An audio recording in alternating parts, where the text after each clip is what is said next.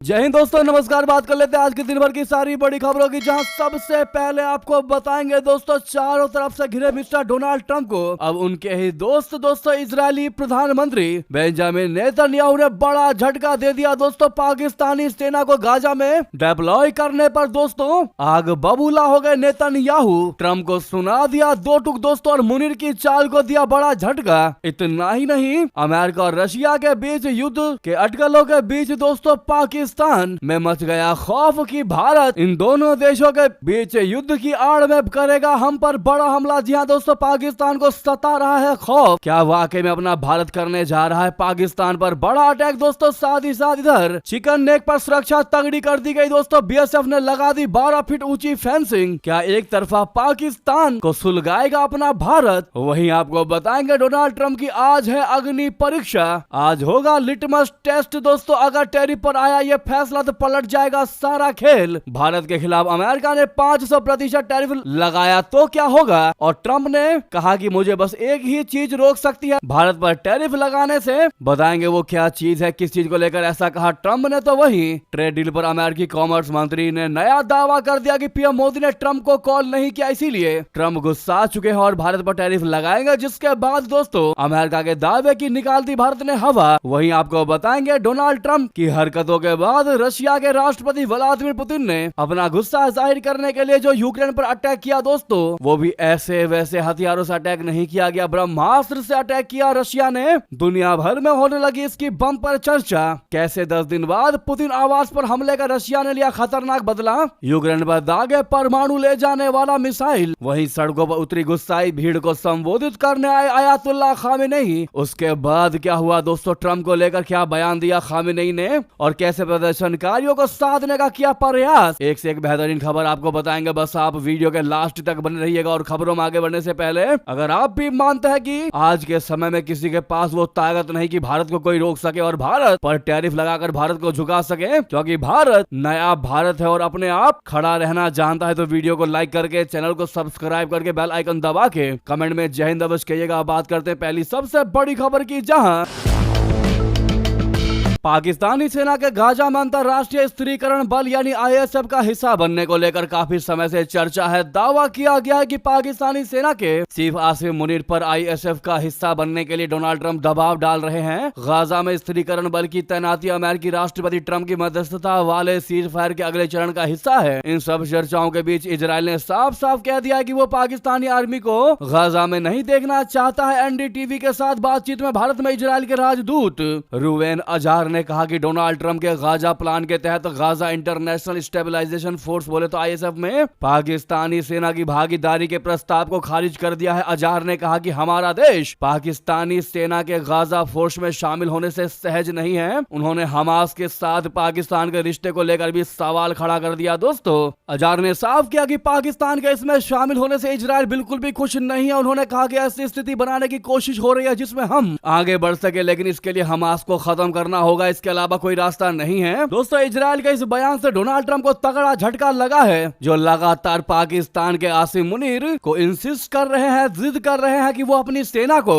Gaza में तैनात करे। जी हां दोस्तों, डिप्लॉय करे। ऐसे में हर तरफ से घिरते डोनाल्ड ट्रंप को इजराइल ने भी बड़ा झटका दे दिया। वहीं बता दें, इधर अमेरिका रशिया वॉर के बीच क्या भारत करेगा पाकिस्तान पर बड़ा अटैक? पाकिस्तान को सता रहा खौफ। बता दें, पाकिस्तान को डर सता रहा है कि भारत के अंदर प्लानिंग चल रही है और वो उस पर हमला कर सकता है, अटैक कर सकता है। एक पाकिस्तानी एक्सपर्ट नजाम सेठी इस डर का इजहार करते नजर आए। ढाका में विदेश मंत्री डॉक्टर जयशंकर जी और पाकिस्तान नेशनल असेंबली के स्पीकर सरदार अयाज सादिक के हाथ मिलाने को उन्होंने भारत की प्लानिंग बताया है। उनका कहना है कि भारत पाकिस्तान को यह मैसेज दे रहा है कि हम अमन चाहते हैं, लेकिन इसके पीछे एक प्लानिंग है। पिछले दिनों जयशंकर जी बांग्लादेश की पूर्व प्रधानमंत्री खालिदा जिया के अंतिम संस्कार में शामिल होने के लिए ढाका गए थे, जहां उनकी सरदार अयाज सादिक से हाथ मिलाने की तस्वीर सामने आई थी। इसे लेकर अयाज सादिक ने कहा कि जयशंकर खुद उनसे हाथ मिलाने के लिए आए थे। हालांकि उनके इस दावे की पुष्टि का कोई वीडियो सामने नहीं आया है। भारत में तो इस तस्वीर को कोई खास तवज्जो भी नहीं दी गई, इसे सिर्फ एक साधारण सी घटना के तौर पर देखा जा रहा है। वहीं पाकिस्तान में इसकी खूब चर्चा हो रही है। पाकिस्तान नेशनल असेंबली ने भी खास कैप्शन रिएक्शन के साथ ये तस्वीर शेयर की है दोस्तों। नजाम सेठी ने इसे बड़ी प्लानिंग बताया है और कहा है कि पहले कोई फॉल्स फ्लैग ऑपरेशन किया जाएगा जिसको वजह बनाकर भारत जो है वो पाकिस्तान पर अटैक करेगा। हालांकि नजाम सेठी जो भारत के बारे में कह रहे हैं वो हरकतें हमेशा से पाकिस्तान की रही और पूरी दुनिया इसकी गवाह है। यानी जो पाकिस्तान खुद करता आया है दोस्तों वही इल्जाम भारत पर लगा रहा है। उन्होंने कहा कि इंडिया के अंदर कोई फैसला हुआ है, इंडियन आर्म्ड फोर्सेज और बीजेपी सरकार ने कोई प्लान बनाया है कि इंतकाम कैसे लेना है और जंग कैसे छेड़नी है। जंग छेड़ने के बाद जितनी भी है उसके लिए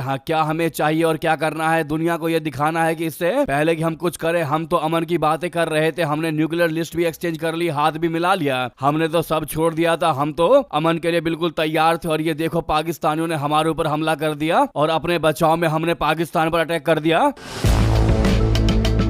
तो दोस्तों पाकिस्तानी एक्सपर्ट पूरी प्लानिंग बता रहा है कि भारत कैसे कैसे प्लान कर रहा है पाकिस्तान पर अटैक करने को लेकर। उनका बयान दोस्तों ऐसे समय में आया है जब उनको पता है कि अमेरिका का पूरा ध्यान वेनेजुएला, रशिया, डेनमार्क के ग्रीनलैंड इन पर पड़ा हुआ है। ऐसे में उनको लगता है कि जब अमेरिका का ध्यान हर तरफ बटा हुआ है, रशिया और अमेरिका में युद्ध होने वाला है, ऐसे समय में भारत पाकिस्तान पर अटैक कर सकता है। और उनको यह भी पता है कि इस बार अगर भारत ने अटैक किया तो वो अटैक बड़ा ही घातक होगा। वो अटैक कहां जाकर रुकेगा कोई नहीं बता सकता। जी हाँ दोस्तों, ऐसे में पाकिस्तान को हमले का डर सता रहा है। क्या लगता है आपको क्या अपना भारत इतना कमजोर है कि वो देखेगा कि दो देश आपस में भिड़े हुए हैं, अमेरिका का ध्यान इधर नहीं है, चलो अटैक कर देते हैं? या अपना भारत इतना तटस्थ है, मजबूत है कि उसको किसी की परवाह नहीं कि अमेरिका क्या सोचेगा, अमेरिका खाली बैठा है या फिर कहीं अन्य चीजों में बजा हुआ है? अगर भारत को अटैक करना है तो भारत अटैक करेगा। एक भारतीय होने के नाते दोस्तों आप लोग क्या जवाब देना चाहेंगे कमेंट करके जरूर बताएगा। लेकिन रिक्वेस्ट है, अभी तक इस वीडियो को लाइक नहीं किया है तो लाइक जरूर कर लीजिएगा। और सबसे पहले खबर को पाने के लिए अगर अभी तक चैनल को सब्सक्राइब नहीं किया तो नीचे सामने सब्सक्राइब का बटन है, जरूर दबा दीजिएगा और बेल आइकन दबाना तो बिल्कुल भी मत भूलिएगा। लेकिन वही अगर बात करें बांग्लादेश में अशांति के बीच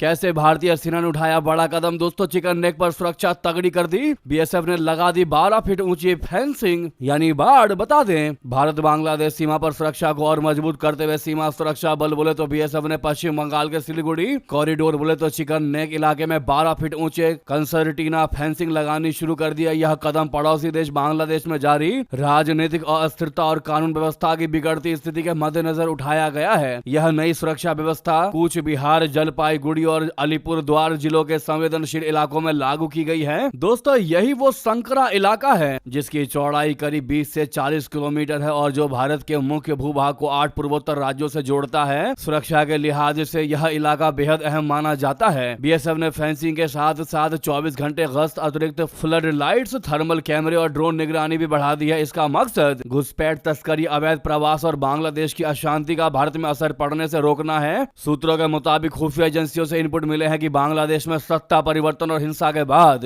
असामाजिक तत्वों यानी कि एंटी सोशल एलिमेंट्स और शरणार्थियों की सीमा पार आवाजाही बढ़ सकती है। हालिया झड़पों के चलते हजारों लोग सीमा की ओर बढ़े हैं जिससे भारत की सुरक्षा एजेंसियां अलर्ट पर हैं। बीएसएफ अधिकारियों ने इस फेंसिंग को प्रोएक्टिव सुरक्षा कवच बताया है ताकि इस रणनीतिक और संवेदनशील इलाके की हर हाल में रक्षा की जा सके। तो दोस्तों वहीं आपको बता दें डोनाल्ड ट्रंप की आज बड़ी अग्नि परीक्षा, अगर टैरिफ पर आ गया ये फैसला तो पलट जाएगा सारा खेल। बता दें अपने दूसरे कार्यकाल में अमेरिकी राष्ट्रपति डोनाल्ड ट्रंप मनमाने फैसले ले रहे हैं। उनके इन फैसलों से पूरी दुनिया में हंगामा मचा है। अमेरिका पर भी इसका असर हो रहा है। खासकर टैरिफ के मोर्चे पर ट्रंप आए दिन दादागिरी दिखा रहे हैं। ट्रंप की टैरिफ नीति की जमकर आलोचना भी हो रही है क्योंकि इससे अमेरिकी अर्थव्यवस्था भी चुनौतियों से जूझ रही है। मामला कोर्ट तक पहुंच गया है और शुक्रवार की रात अमेरिकी राष्ट्रपति ट्रंप के लिए बेहद अहम यानी फैसले का दिन रहने वाला है। एक तरह उनकी पहली और सबसे बड़ी अग्नि परीक्षा है। इस फैसले की निगाहें सिर्फ अमेरिका पर ही नहीं बल्कि वैश्विक अर्थव्यवस्था और व्यापार नीतियों पर टिकी हुई है। दरअसल 9 जनवरी 2026 अमेरिकी सुप्रीम कोर्ट का एक फैसला आने वाला है। यह मामला अमेरिकी राष्ट्रपति डोनाल्ड ट्रंप द्वारा लगाए गए टैरिफ की वैधता बोले तो लीगैलिटी को लेकर है। दोस्तों कोर्ट इस मुद्दे पर सुनवाई कर रहा है कि क्या ट्रंप प्रशासन ने international emergency economic powers act बोले तो IEEPA के तहत जो टैरिफ लगाए थे, क्या वे कानूनी रूप से सही है या नहीं? इस फैसले के दो पहलू हैं दोस्तों, जिसका असर शुक्रवार यानी आज के दिन वैश्विक शेयर बाजारों पर भी देखने को मिल रहा है। भारतीय शेयर बाजार पर भी दबाव है। अगर अमेरिकी सुप्रीम कोर्ट ट्रंप प्रशासन के खिलाफ फैसला देता है, यानी ये फैसला आता है कि ट्रंप के दौर में लगाए गए टैरिफ अवैध थे, तो उसके कानूनी, आर्थिक और राजनीतिक स्तर पर बड़े असर होंगे। ट्रंप के फैसले को अवैध करार देने पर अमेरिकी सरकार को कंपनियों और आयातकों से टैरिफ के नाम पर वसूला गया पैसा वापस करना होगा, यानी अरबों डॉलर का रिफंड देना पड़ सकता है। अनुमान लगाया जा रहा है कि यह रकम 100 से 150 अरब डॉलर यानी करीब 8 से 12 लाख करोड़ रुपए हो सकते हैं, यानी अमेरिकी खजानों पर इसका तगड़ा असर पड़ेगा। अगर कोर्ट ये कह देता है कि राष्ट्रपति आपातकाल या कानून का हवाला देकर मनमाने टैरिफ नहीं लगा सकते, जिससे भविष्य में कोई भी राष्ट्रपति बिना अमेरिकी कांग्रेस की मंजूरी ऐसे फैसले नहीं ले पाएगा। साथ ही ट्रंप की अमेरिका फर्स्ट टैरिफ नीति को कानूनी झटका लगेगा। फिर अमेरिका को नई टैरिफ नीति बनानी पड़ेगी। चीन, यूरोप, भारत जैसे देशों पर साथ व्यापार वार्ता का भी अमेरिका तरीका बदलेगा। व्यापार युद्ध जैसी रणनीति कमजोर पड़ेगी। जी हाँ दोस्तों,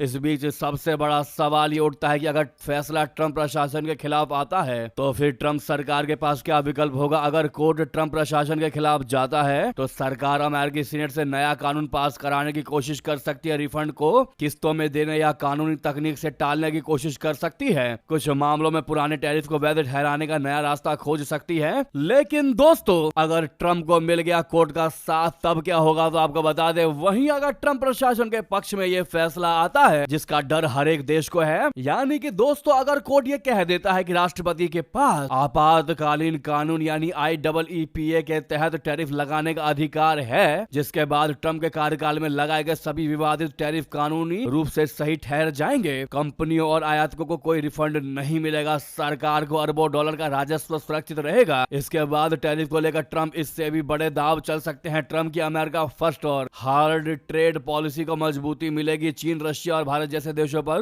दबाव बनाने की रणनीति को समर्थन मिलेगा। क्या लगता है दोस्तों आपको? अब आप लोग थोड़ा सा समय लेकर ये बात जरूर सोचिएगा कि क्या अमेरिका का ही कोर्ट अमेरिका के लिए ऐसा फैसला लेगा जिससे कि अमेरिका का पैसा बाकी देश को वापस करना पड़े। हालांकि वो पैसा दूसरे देशों के कंपनियों से लिया गया है, लेकिन जब पैसा आपके घर आ जाता है उसके बाद आपने वो पैसा ऑलरेडी खर्च कर दिया होता है। क्या आप चाहेंगे कि आपके घर का सदस्य ऐसा फैसला ले कि आपके घर का पैसा आटा गीला करके वापस करना पड़े? जरा सोचकर तो जवाब दीजिएगा दोस्तों। क्या लगता है आपको, क्या ट्रंप के खिलाफ कोर्ट फैसला लेगी या फिर ट्रंप के समर्थन में फैसला लेगी? अब ये सारा दारोमदार कोर्ट की नियति पर डिपेंड करता है दोस्तों कि कोर्ट क्या सोचकर क्या फैसले लेता है। अगर ट्रंप गलत है उसके बावजूद भी कोर्ट को सोचना पड़ेगा कि ट्रंप को हम गलत ठहराएं कि ना ठहराएं। गलत ठहरा देंगे तो लाखों करोड़ों रुपए वापस करने पड़ेंगे, और अगर सही ठहरा दिया तो ट्रंप आगे रुकने वाला नहीं है, फिर वो और टैरिफ पर टैरिफ लगाता जाएगा। अब देखना ये होगा दोस्तों, हमारे हिसाब से जो हमें लगता है कोर्ट जो है वो कोई बीच का फैसला निकालेगा, ना तो ट्रंप को उड़ने देगा और ना ही रिफंडिंग में पूरा पैसा रिफंड करने के लिए कहा जाएगा। कोई बीच का रास्ता निकाला जाएगा जिससे कि पैसा भी ना देना पड़े और ट्रंप की हेगड़ी भी निकल जाए, या फिर कुछ ही अमाउंट वापस करना पड़े। बाकी दोस्तों हम इस पर राय विचार आप पर छोड़ते हैं। आपको क्या लगता है दोस्तों, अमेरिका कोर्ट क्या फैसला लेगा? आप लोग एक अजम्पशन, एक सुझाव जरूर दीजिएगा। देखते हैं आप लोगों की बात कितनी सच होती है कोर्ट के फैसले आने के बाद। जरूर कमेंट कीजिएगा और जितना ज्यादा हो सके जहां पर भी आपका ग्रुप हो, व्हाट्सएप, फेसबुक, एक्स पर शेयर अवश्य करिएगा। दोस्तों आपको बता दें, इससे पहले ट्रंप ने भारत के खिलाफ अमेरिका के राष्ट्रपति ट्रंप 500% टैरिफ लगाने वाले थे। उन्होंने कहा, मुझे बस एक ही चीज रोक सकती है और वो है मैं खुद। मेरी अपनी नैतिकता, मेरा अपना दिमाग, वही एक चीज है जो मुझे रोक सकती है। ट्रंप ने कहा, मुझे अंतरराष्ट्रीय कानून की आवश्यकता नहीं है, मैं लोगों को नुकसान पहुंचाने की कोशिश नहीं कर रहा हूं। वहीं दोस्तों ट्रंप के 500% टैरिफ वाले बिल पर भारत ने दो टूक जवाब देते हुए कह दिया कि किसी दबाव में नहीं बदलेगी भारत की ऊर्जा नीति। दोस्तों अमेरिका के प्रस्तावित 500% टैरिफ बिल पर भारतीय विदेश मंत्रालय ने जानकारी दी। MEA प्रवक्ता रणधीर जायसवाल जी ने कहा कि हमें इस बिल के बारे में जानकारी है। अमेरिकी राष्ट्रपति ट्रंप ने रशिया से तेल या यूरेनियम जैसी चीजों को आयात करने वाले देशों पर 500% टैरिफ लगाने वाले बिल को मंजूरी दी। भारत, चीन और ब्राजील रूसी तेल और यूरेनियम के बड़े आयातक हैं। अगर ये बिल पास होता है तो इन देशों पर 500% टैरिफ लगाया जा सकता है। इसको लेकर विदेश मंत्रालय के प्रवक्ता रणधीर जायसवाल जी ने कहा कि एनर्जी सोर्सिंग के बड़े सवाल पर हमारा रुख जग जाहिर है। हम ग्लोबल मार्केट के बदलते डायनामिक इकोनॉमिक्स और अपने 1.4 अरब भारतीय लोगों की एनर्जी सिक्योरिटी आवश्यकताओं को पूरा करने के लिए अलग अलग सोर्स से सस्ती एनर्जी हासिल करने की जरूरत से गाइड होते हैं। विदेश मंत्रालय ने कहा कि भारत की ऊर्जा नीति किसी के दबाव में नहीं बदलेगी। हमारा ध्यान इस बात पर है कि भारत के लोगों को सस्ती ऊर्जा मुहैया कराई जाए। भारत अपनी ऊर्जा आवश्यकताओं को पूरा करने के लिए दुनिया भर के बाजारों पर नजर बनाए हुए है। यानी भारत ने क्लियर कह दिया कि ट्रम्प चाहे 500% लगाए टैरिफ या फिर उससे आगे उससे ऊपर, भारत की जो रणनीति है, भारत का जो सोच है एनर्जी को लेकर, भारतीयों को एनर्जी सस्ते में प्रोवाइड करवाने को लेकर, उस पर हम कायम ही रहेंगे। जी हाँ दोस्तों, अमेरिका को तगड़ा जवाब दिया भारत ने। वहीं अमेरिकी कॉमर्स मंत्री ने नया दावा कर दिया भारत को लेकर कि प्रधानमंत्री मोदी ने ट्रंप को एक भी कॉल नहीं किया। अमेरिका के वाणिज्य सचिव हार्वर्ड लटनिक ने भारत अमेरिका ट्रेड डील को लेकर बड़ा खुलासा किया है। उन्होंने कहा है कि दोनों देशों के बीच लंबे समय से यह व्यापार समझौता इसलिए अटका हुआ है क्योंकि प्रधानमंत्री नरेंद्र मोदी ने राष्ट्रपति ट्रंप से बात नहीं की। उन्होंने कहा कि ट्रेड डील के अटकने की वजह कोई नीतिगत मतभेद नहीं बल्कि पीएम मोदी का ट्रंप को सीधे फोन ना करना है। तभी दोस्तों वहीं भारत ने इस अमेरिकी दावे की निकाल दी हवा, कह दिया 8 बार हुई है प्रधानमंत्री मोदी जी और ट्रंप के बीच बातचीत। भारतीय विदेश मंत्रालय ने लुटने की टिप्पणियों को गलत बताया और कहा कि दोनों पक्ष यानी भारत अमेरिका कई बार डील के करीब थे, फिर भी आपसी फायदे वाली डील में दिलचस्पी है। पीएम मोदी और ट्रंप ने 2025 के दौरान 8 बार बात की है। इस तरह भारत सरकार ने अमेरिकी दावों की हवा निकाल दी और साफ कर दिया कि ट्रंप व मोदी के बीच बातचीत होती रही है। दोस्तों वहीं बता दें, रशिया ने गुरुवार देर रात यूक्रेन पर किए गए हवाई हमलों में अपनी अत्याधुनिक नई हाइपरसोनिक ओरेशनिक मिसाइल का इस्तेमाल किया है। कड़ाके की ठंड के बीच हुए इस हमले को रशिया की सैन्य कार्रवाई में एक बहुत बड़ा और चिंताजनक कदम माना जा रहा है। दोस्तों रूसी रक्षा मंत्रालय ने इसकी पुष्टि की है। मंत्रालय ने शुक्रवार को जारी बयान में कहा कि रूसी सशस्त्र बलों ने उच्च सटीकता वाली लंबे दूरी के जमीनी और समुद्री हथियारों से व्यापक हमला किया, जिसमें Oreshnik mobile medium range missile system भी शामिल था। दोस्तों आपको बता दें, ये 1 साल से अधिक समय बाद ऐसा पहली बार है जब मॉस्को ने ओरेशनिक मिसाइल का उपयोग किया है। यह मिसाइल एक साथ कई वॉरहेड ले जाने में सक्षम है और इसमें पारंपरिक या परमाणु हथियार लेकर जाए जा सकते हैं और इसी वजह से दुनिया भर में इसकी खूब चर्चा हो रही है। दोस्तों सीएनएन की रिपोर्ट के मुताबिक यूक्रेन के विदेश मंत्री आंद्रेई सिबिहा ने कहा कि ईयू और नाटो की सीमा के इतने करीब इस तरह का हमला पूरे यूरोपीय महाद्वीप की सुरक्षा के लिए गंभीर खतरा है। यह ट्रांस अटलांटिक समुदाय के लिए एक परीक्षा है। उन्होंने रशिया की लापरवाह कार्रवाई पर कड़े जवाब की मांग की। उधर रशिया ने कह दिया कि हमला यूक्रेन द्वारा पिछले महीने रूसी राष्ट्रपति व्लादिमीर पुतिन के आवास को निशाना बनाने की कोशिश के जवाब में किया गया है। हालांकि सीआईए और अमेरिकी अधिकारियों का आकलन है कि यूक्रेन ने पुतिन के किसी निजी निवास को निशाना नहीं बनाया था। यह दावा ऐसे समय आया है जब अमेरिकी राष्ट्रपति डोनाल्ड ट्रंप और उनके दूत यूक्रेन युद्ध खत्म कराने के लिए बातचीत में जुटे हैं। इसी बीच दोस्तों ये थी सारी बड़ी जानकारी। आपको खबर कैसी लगी बताना बिल्कुल मत भूलिएगा। बाकी बचे हुए खबरें नेक्स्ट खबर में आपको बताएंगे, नेक्स्ट वीडियो में आपको बताएंगे। जाते जाते वीडियो को लाइक करके चैनल को सब्सक्राइब करके बेल आइकन दबा के कमेंट में जय हिंद कह दीजिएगा। मिलता अगली बड़ी खबर में। बहुत बहुत धन्यवाद, बहुत बहुत आभार। जय हिंद, जय भारत।